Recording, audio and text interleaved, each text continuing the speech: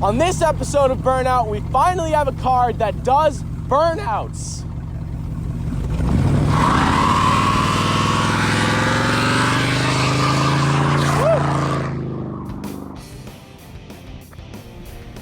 Now we are cooking with gas.